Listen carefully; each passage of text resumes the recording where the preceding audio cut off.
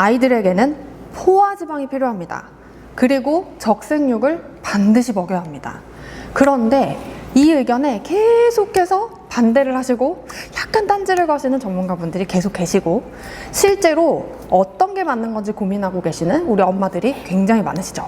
그래서 제가 오늘 원포인트 레슨으로 그 부분을 확실하게 짚어주실 진짜 전문가 선생님을 만나뵈러 왔습니다. 오랜만에 뵙습니다. 네, 진짜 오랜만이에요. 네, 반갑습니다. 선생님을 처음 뵙는 분들도 많으실 것 같아서 간단하게 선생님 소개 좀 부탁드리겠습니다. 저는 외과 전문이고요. 원래 외과라는 거는 수술을 주로 하는 이제 의사죠. 전공은 이제 위암 하게 됐고, 이제 개연이는 나와서 수술을 하긴 힘드니까 유방갑상선 요거를 원래 또 이제 서브 클리닉으로 전공을 해서 이렇게 지금 개원을 하고 있고요. 지금 병원에서는 이제 주로 암 환자들을 많이 대상으로 보고 있어요. 그런데 제가 이런 외과 의사가 이렇게 식이요법을 많이 하게 됐던 거는 벌써 한 8년, 9년 지방의 누명이라는 MBC 다큐 스페셜에서 출연을 하게 됐고, 그러면서 이 외과 의사지만 식이요법의 전문가처럼 이렇게 거듭나게 된 계기가 되고, 지금은 이제 환자분한테 거의 식단 컨설팅이나 식이요법 치료들을 지금 하고 있어요. 선생님, 네, 기능의학 선생님이시기도 하잖아요. 그렇죠. 네. 우리나라에서 아직 기능의학이 자리를 좀 못 잡았다는 느낌이 있어요. 기능의학이라는 게 뭔지 간단하게만 소개해 주실 수 있으실까요? 기능의학이라는 건 한마디로 얘기하면 그 사람을 전체적으로 좀 바라보자, 뭐 이런 거라고 보시면 될 것 같아요. 원래 의학이 발달하면 발달할수록 더 세분화됐잖아요. 간담체 외과 따로, 소화기 외과 따로 막 이렇게 돼요. 이것이 현대의학에서 너무 좋은 장점인데, 만성질환으로 갈수록 이렇게 너무 세분화되어서 들어가는 것이 오히려 전체적인 사람을 보는 거에 문제점이 생긴 거예요. 그래서 기능의학은 다시 좀 멀리 떨어져서 전체적인 사람의 균형을 바라보고 그것에 대한 접근적인 치료를 해보자, 이렇게 시작되는 게 기능의학이라고 보면 돼요. 제가 인트로에서 아이들에게 포화지방이 필요하다, 그리고 적색육이 반드시 필요하다라고 얘기를 했는데, 그래도 여전히 대부분의 전문가들이 자꾸 포화지방이 나쁘다고 하고 콜레스테롤 섭취를 줄여야 한다고 말을 해요. 기능의학 전문가 선생님이 흔들리지 않도록 방점 딱 찍어주시면 정말 좋을 것 같거든요. 왜 선생님들이 포화지방을 좀 먹지 않았으면 하는지 많은 이제 전문가 선생님들이 그렇게 얘기하는지를 좀 설명을 드리고 싶어요. 가장 많이 나오고 있는 논문이 뭐냐면, 스타틴이라는 고지혈증 약을 먹여서 고지혈증이 있는 분들, 즉 콜레스테롤이 높은 분들을 떨어뜨렸더니 심혈관계 증상 개선 효과가 있더라라는 논문들은 지속적으로 나와요. 그렇기 때문에 포화지방은 콜레스테롤을 많이 만드니까 이 콜레스테롤을 많이 만드는 것을 적게 해준다면 당연히 효과가 좋지 않을까, 이런 생각까지 가게 돼서 결국은 포화지방을 적게 먹는 것이 좋을 거다라고 얘기를 하는 거죠. 여기 처음 시작은 언제가 됐냐면, 엔젤 키스라는 과학자가 이 7개국 논문이라는 논문을 쓰게 돼요. 거기에 보면은 포화지방을 많으면 많을수록 심혈관계 증상이 많아진다라는 거에서 시작이 된 거죠. 그런데 이게 문제점이 이제 돌출이 되고 있어요. 뭐냐면, 포화지방을 적게 먹이는 저지방 식단으로 심혈관계 증상 개선 효과를 보려는 대규모 논문을 2번이나 실행을 했었어요. 그런데 다 실패했어요. 심혈관계 증상 개선 효과가 없었던 거예요. 그럼 이 논란이 계속 헷갈리는 거죠. 저지방 식단을 시켰을 때 심혈관계가 좋아져야 되는데 그거는 이루어지지가 않아. 하지만 콜레스테롤을 약을 써서 콜레스테롤을 떨어뜨리면 심혈관계 증상은 좋아져 라는 이 모순점에서 선생님들이 그러면 잘 모르겠지만 그래도 콜레스테롤을 떨어뜨리면 결국 좋아지잖아. 그러니 콜레스테롤을 올리는 포화지방을 먹지 말자라고 계속 얘기를 하고 계시는 것 같아요. 조금 아쉽긴 하지만 저희들이 의과대학에서 이 식이요법이나 또는 이런 걸 배우지는 않아요. 저희들이 탄수화물, 지방, 단백질이 대사를 배우지만 어떻게 먹어야 될지, 어떻게 대사 과정들이 일어나고 하는 것은 정말 나와서 저희들이 공부를 따로 하거나 하는 수밖에 없기 때문에 우리가 알고 있는 한도 내에서 식단을 코칭해 줄 수밖에 없는 거죠. 그런데 아까 큰 문제가 있다는 게 뭐냐면, 엔젤 키스의 7개국 논문은 일단 조작된 논문이었어요. 22개 나라가 원래는 이제 대상이었는데 그 중에 자기 입맛에 맞는 7개 4개국만 따서 만든 거죠. 거기다가 지방을 많이 먹으면 안 돼. 그래서 30%로 처음에 제한하는 식단이 나오게 되는군요. 그러면 이 지방을 30%로 제한하는 거는 어떤 기준에서 만들어졌느냐? 정말 재밌게도 그 당시 1970년에서 80년 당시 미국인들이 먹고 있던 그 지방량이 한 40% 정도였대요.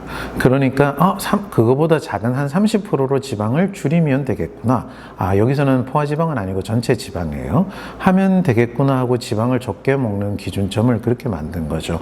그러니까 지방을 한 30% 줄이거나 또는 이렇게 적게 먹자고 하는 것이 어떤 과학적 근거로 30%면은 이것이 우리 몸에 엄청 좋을 거야 라는 근거가 전혀 아니고 그때 먹고 있던 사람보다는 좀 적게 먹으면 좋겠지라는 어찌 보면 되게 주먹구구식으로 만들어진 식단이었어요. 지금까지 나오는 영양 권장량이라는 게 그런 거예요. 뇌피셜이네요. 그렇죠.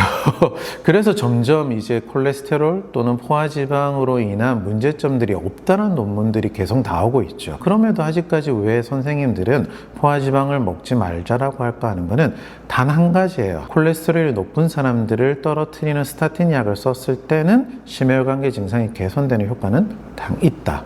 그러니까 포화지방을 적게 먹어서 콜레스테롤을 올리지 말자라고 계속 얘기를 하게 되는 거죠. 그런데 더 아쉬운 거는 이런 얘기를 드리면 우리는 하나도 안 먹어야 된다고 생각을 하는 거죠. 거기가 첫 번째 잘못이 있어요. 콜레스테롤을 떨어뜨린다고 해서 포화지방을 아예 안 먹으면 어떻게 되느냐? 우리 몸에서 포화지방을 많이 만들어내요.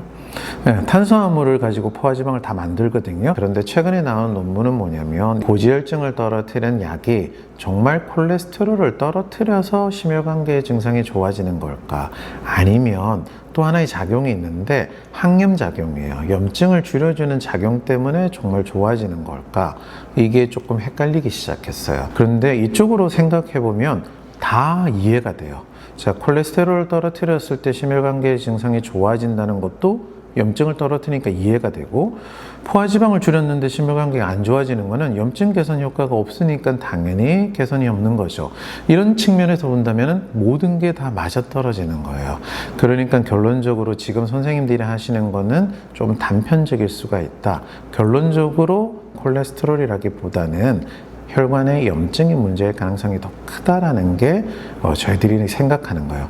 그러다 보니까 포화지방은 제한을 꼭 많이 할 필요는 없다라고 생각을 하고요. 도대체 포화지방과 불포화지방은 어떤 비율로 먹어야지 라고 생각해 볼 수 있는데 그거는 우리 인체를 보면은 제일 잘 알 수가 있어요. 인체를 보면 보통 포화지방 한 45%, 불포화지방 55%로 구성이 되어 있어요. 그러면 당연히 포화지방도 먹고 불포화지방도 먹어야 되는 것이 맞다는 거죠. 자꾸 이 포화지방이 너무 문제가 있어서 포화지방을 적게 먹자라고 아니면 아예 먹지 말자라고 하다 보니 오히려 문제가 훨씬 더 심각해져요. 포화지방은 우리 몸에서 어떤 역할을 하냐면요. 콜레스테롤을 만들잖아요. 그래서 성호르몬이라든지 그 다음에 부신호르몬, 신경 전달 물질들이 다 원료가 돼요. 신경세포를 만들 때도 포화지방이 보호막으로 작용을 해야 되고요. 포화지방을 많이 먹으면 세포가 나빠진다고 생각하지만 집을 지을 때 튼튼한 뼈대가 있어야 되잖아요. 그 뼈대가 바로 포화지방이 하는 역할이거든요.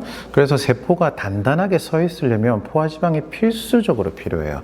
그러니까 포화지방을 안 먹거나 아주 적게 먹으면 기본 뼈대가 갖추어지지 않은 세포를 만드는 거죠. 오히려 훨씬 문제가 많이 일어나게 돼요. 그 위치를 뼈대를 세운 이후에 여러 가지 장식들로 집을 만들어 가야 되잖아요. 그때 장식이 바로 불포화지방산이라고 보면 돼요. 너무 딱딱해지면 이거는 또 유동성이 없기 때문에 세포는 덜 건강해지는 거죠. 하지만 기본 뼈대가 없을 때 불포화지방산만 있다. 건물 자체가 이루어지지가 않아요. 그러니까 우리 몸의 세포가 건강하게 만들어지고 세워지기 위해서 포화지방은 필수다 이렇게 생각을 하셔야 돼요. 적게 먹거나 아예 안 먹는다 했을 때는 우리 몸에서 포화지방을 제가 만들어낸다 했잖아요. 탄수화물을 간에서 포화지방을 많이 만들어내서 구조물이 쓰이게 되는데 이 과정은 우리 인체에 많은 악영향을 미치게 돼요. 지방을 오히려 저장하는 시스템으로 바뀌게 돼서 지방간이라든지 또는 체지방 증가, 인슐린 저항성 이런 여러 가지 염증성 과정들을 훨씬 유발을 하기 때문에 우리 인체에서 포화지방을 만들게 하지 말고 포화지방을 보충해줘서 그것을 오히려 잘 활용하게 해주는 것이 훨씬 건강한 식이요법이라고 보시면 돼요. 그러면 선생님이 생각하시는 제일 좋은 동물성 지방은 어떤 게 있을까요? 육류지방이 저는 제일 좋다고 처음 생각해요. 왜냐하면 우리가 보통 생각할 때 소나 돼지에 들어있는 기름은 전부 다 포화지방이라고 생각하는 분들이 의외로 많더라고요. 그런데 앞에서 얘기했지만 신체가 우리가 이루어진 것처럼 동물들도 똑같이 이루어져 있거든요. 그래서 포화지방이 한 45%, 불포화지방이 한 65% 정도로 구성이 되어 있어요. 그러니까 우리가 섭취하기에 딱 좋은 구성으로 이미 만들어져 있는 거죠. 그래서 저는 소기름이나 돼지기름 같은 동물성 지방이 되게 괜찮은 지방이라고 생각해요. 그리고 그 다음에 대체해 줄 수 있는 게 유제품에서 얻었던 버터 같은 것도 있고요. 코코넛 오일은 식물성 기름이지만 포화지방이거든요. 이것도 되게 좋은 기름인데 중세 지방산이 좀 더 또 많이 포함되어 있어요. 그리고 중세 지방산은 우리 몸에서 에너지원으로 훨씬 빨리 쓰일 수 있기 때문에 괜찮은 포화지방이라고 볼 수가 있죠. 그래서 뭐 순위를 굳이 매기자면 동물성 지방, 그 다음에 버터 같은 지방, 그 다음에 코코넛 오일 이렇게 볼 수 있을 것 같아요.